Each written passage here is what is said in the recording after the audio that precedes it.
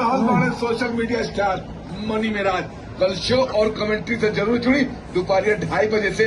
कहा कि मनी मिराज आ रहा बाने और मनी मिराज जब आवे ना तो हंसी के पिटारा अपने साथ लेके आवे ना और वो ऐसा स्टार हमें सोशल कि लोग देख के खुश हो जाए, गदगद हो जाए। सवाल के जवाब तो मिल गई लोई, हमके लगा था कल 2:30 बजे बैठ गए तू लोग टीवी के लगे खाली छक्का लगे चाहे छक्का। सलाम अलैकुम, नमस्ते, प्रणाम। हम मनी मिराज भोजपुरी हमारे।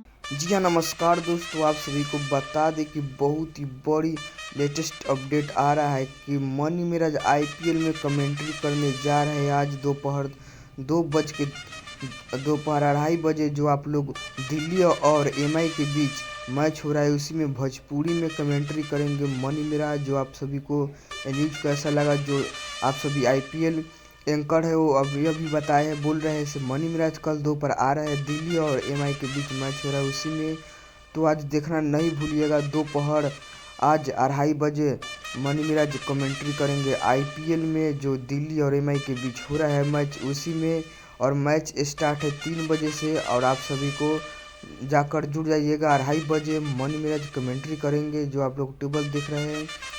और देखिएगा कमेंट्री कैसा हो रहा है मनी मिराज का, आप सभी बेसब्री से इंतज़ार कर रहे हैं। तो अब बस थोड़ी देर में मनी मिराज कमेंट्री करेंगे। Thank you.